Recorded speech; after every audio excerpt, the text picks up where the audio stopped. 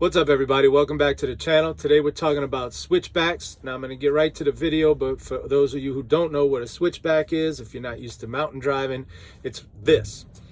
Now you're looking at a satellite image, and it's whatever the road just switches back in the opposite direction. Now this looks flat from the satellite image. It's not flat. You're either going up a mountain or straight down it.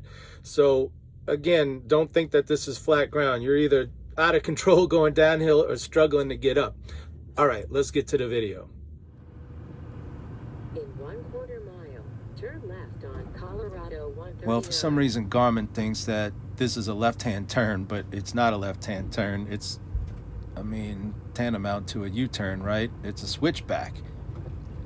Turn left on Colorado 139. So here it is. You got to slow way down. Now remember, I'm going down probably a 6% grade, and we have the benefit of this dirt area on the right.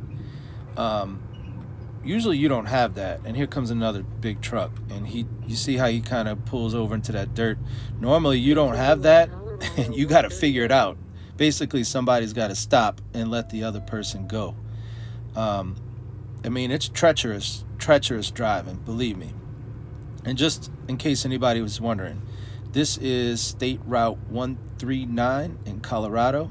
Now look to the right. You see, I'm looking right now to see if anybody's coming because I want to swing it wide.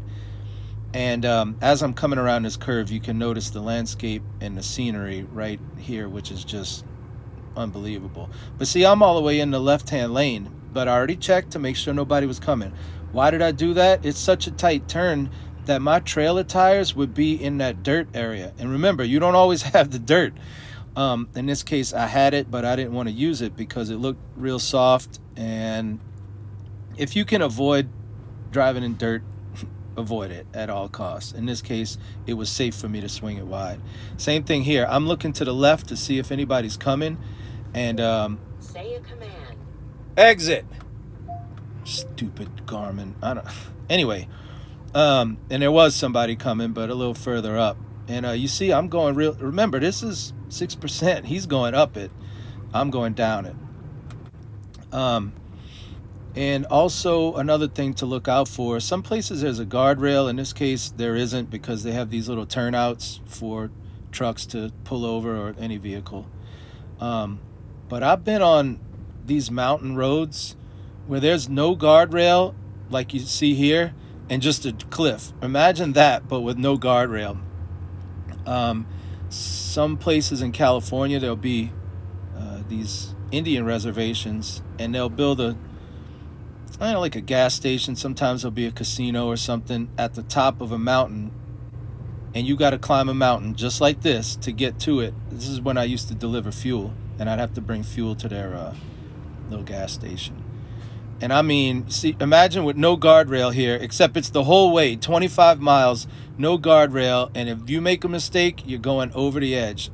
I've had it to where there's less of a shoulder even than this, where it was the white line, and where that guardrail is, that's where the drop-off started.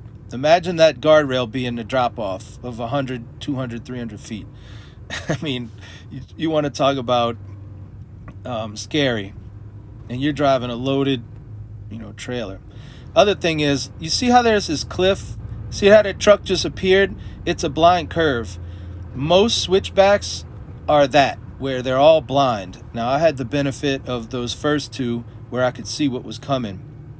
But the problem with these blind curves, so how you handle that is you blow your horn to let people know. Hopefully they hear it, because they can't see you, and of course you can't see them. And the reason you need to do that is not all four-wheeler drivers know how to handle this. They come tearing ass around these curves, not even thinking that there is a possibility of a truck coming. Look, what if somebody came around that curve and I'm in that lane? You see that? And so I had that situation one time, again in California. This guy's in this little tiny sports car. He would not slow down, and my trailer axles were in his lane. Because whenever you turn into the left, like what's coming up, I can't swing it wide. You see, I can't swing it wide because of the guardrail. So my trailer axles would be in the oncoming lane of traffic. And here comes his car, man. He wouldn't slow down, and he almost got taken out. He almost got taken out, but Anyway, and once again, I'm swinging it wide because I know I can. I know it's safe. So that's switchback driving, and I think there's only maybe one more left. This might be the last one. And this is another steep grade too. I think there's going to be a sign or something coming up showing. Yeah, there it is. You see the diamond sign saying trucks, watch out, because it's a 6% grade going downhill.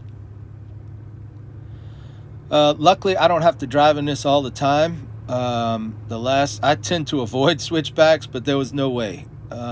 So if you're on an interstate, you're not going to get switchbacks. This is all, state highways or these little back highways or 2-lane goat tracks that take you from one dust town to another. In this case, I was going from Wrangley, Colorado to Fruita, Colorado. Again, this is Highway 139. Well, there you go. There's my video on switchbacks. I hope you liked it. And before I leave you, somebody asked for an update. Remember a couple of videos back, I bought a truck, became an owner-operator, and I haven't really talked about it. First, a piece of advice to anybody considering becoming an owner-operator. It's really only one word. Don't. Don't. So, I don't know, an update. How's it going? Bad. How bad? Really bad. What's gone wrong?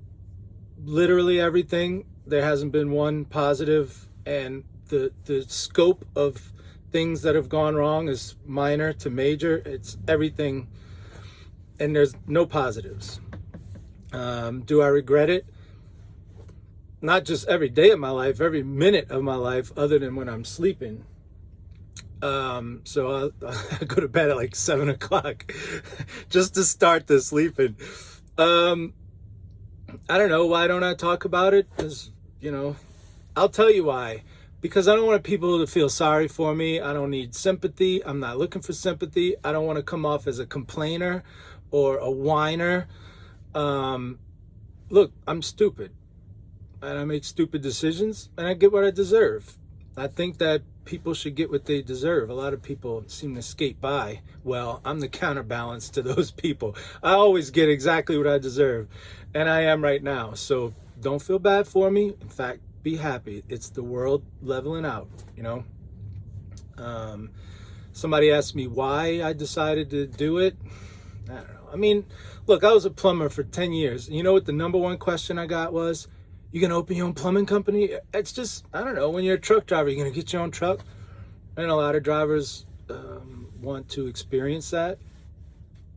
I don't know, there's probably something deeper, like self-sabotage. That might be it. I'm sure there's some personality disorder that feeds into that. Most people think I have borderline personality disorder, which I disagree with, because you have to display, I think, 5 of the symptoms. Of all the symptoms, I think you have to have 5 in order to get a diagnosis. I'm probably right around 4, but I'm not at 5. And one of them is this impulsive, like self-harming behavior, like spending, binge eating, just stuff like that. Well, how about when everything's going good, you do something stupid when you know it's not going to work? Anyway, but I don't have borderline hopefully I don't have any of the cluster B personality disorders. Those are the bad ones, like borderline personality disorder, narcissistic personality disorder. I think antisocial personality disorders in there. If you're going to have a personality disorder, you want to aim for cluster C. Those are not as bad.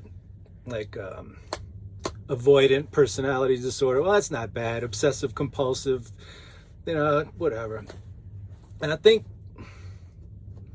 I don't know a whole lot about this, but I think cluster A, those are the people, people just say those are crazy people. If you're in cluster A, those are like schizophrenia, schizoid personality disorder, and stuff like that. Paranoid. Anyway, not that I'm making fun. It's just, you know how people talk. So anyway, that's my update. And that's my video. I hope you enjoyed it, and maybe consider subscribing or watching more videos. But as always, if not, whatever. I'll live, okay? So until the next video, this is Jason signing out.